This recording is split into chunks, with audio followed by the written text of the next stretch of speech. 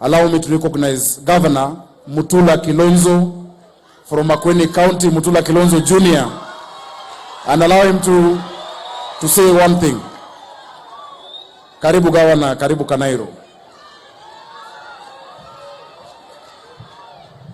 Thank you. Asante. Thank you. Mambo?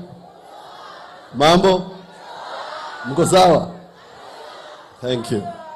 To Your Excellency the President, the Deputy President, Tokas, our friends, Musalia Mudavadi, members of Parliament, MCAs, leaders present.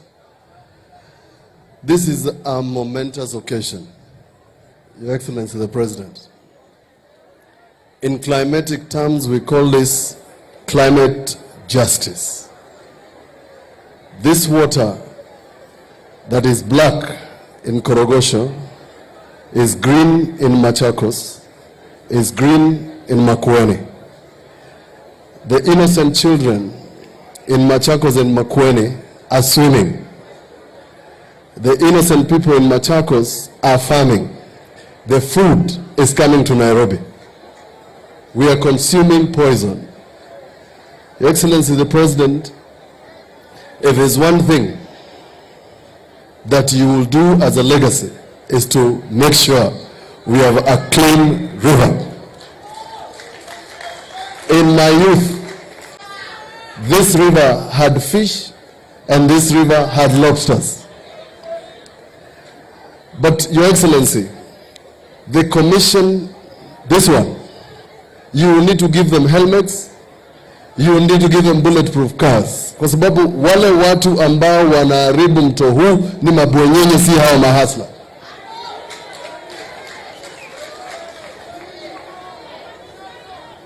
And Your Excellency, these people should pay. The law calls it polluter pays principle. In the US, when Shell poured oil into the ocean, they paid for it. In Brazil, when somebody poured waste into a river in a place called Belo Horizonte, they paid for it. Anybody who pollutes the river must pay for it. Mahasla, hakuna haja mahasla watoe 100 million to clean this river. And Your Excellency, it is a tragedy. The people of Korogosho must live in human dignity. And this is a generational issue. That a child in Kenya can be born in Kenya to see a river that is black. And it's not a river. This is not a river. This is a sewer. And we should call it what it is. And we must put to shame anybody who has done this to the environment. And Your Excellency, if the national government can make the standard gauge railway and pass a law that if you remove a piece of metal of a standard gauge railway, it becomes an economic crime. It must be an economic crime in Kenya to pollute a river. Because those people consuming this water are getting cancer. They are dying. It is murder. Usiwasikilie huruma. Punish them. That is the way to restore this river. But we thank you for taking this bold step, together with your government, to make sure that once Thawake is completed, we can have clean water.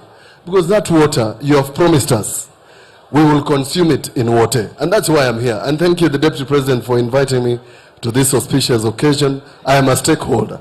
I thought that the Commission should have our stakeholders from Machakos, from Makueni, because that is where the real effects of this river are.